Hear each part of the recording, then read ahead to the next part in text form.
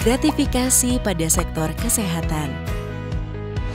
Bicara tentang gratifikasi, ternyata permasalahan ini dapat terjadi di berbagai sektor, seperti sektor kesehatan. Gratifikasi mungkin terjadi ketika seseorang atau pihak yang memiliki konflik kepentingan mencoba memengaruhi tenaga kesehatan melalui berbagai bentuk pemberian. Namun, tidak semua pemberian kepada tenaga kesehatan dilarang. Tenaga kesehatan diperbolehkan menerima pemberian sponsorship untuk meningkatkan kapabilitas dan pengetahuan yang tentunya dapat dipertanggungjawabkan secara transparan, akuntabel, sesuai ketentuan yang berlaku dan tidak terdapat konflik kepentingan. Lalu, bagaimana mekanisme penerimaan sponsorship tersebut? Sponsorship dapat diberikan kepada tenaga kesehatan, institusi, organisasi fasilitas pelayanan kesehatan, dan atau organisasi profesi sebagai penyelenggara jika memenuhi prinsip berikut ini. 1. Tidak memengaruhi independensi dalam pemberian pelayanan kesehatan. 2. Tidak dalam bentuk uang atau setara uang.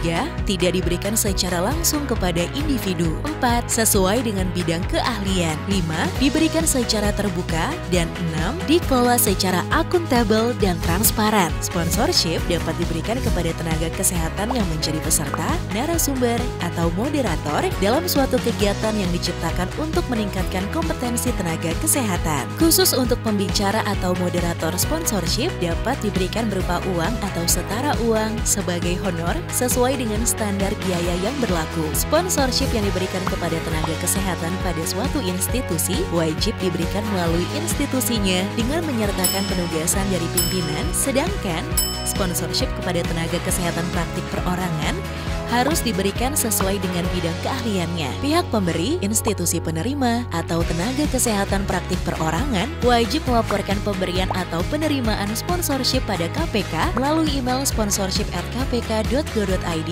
dan kepada Kementerian Kesehatan melalui sponsorship@kemkes.go.id dalam waktu 30 hari kerja setelah pemberi atau penerima sponsorship. Sedangkan pemberi sponsorship harus melaporkan kepada KPK dalam bentuk rekapitulasi pemberian sponsorship selama periode 1 bulan berjalan, paling lambat tanggal 10 bulan berikutnya. Kalau ada pelanggaran, mereka akan mendapatkan sanksi administratif berupa teguran lisan, teguran tertulis, atau bahkan pencabutan izin. Tak hanya dibuat untuk menomorsatukan kepentingan publik, peraturan ini juga diharapkan dapat memajukan kesejahteraan umum, meningkatkan keterbukaan, serta sistem yang adil dalam sektor kesehatan itu sendiri. Bersama, mari kita dukung program pengendalian gratifikasi di sektor kesehatan. Untuk melaporkan gratifikasi, klik goal.kpk.go.id, klik gratifikasi.kpk.go.id untuk info lengkap soal gratifikasi.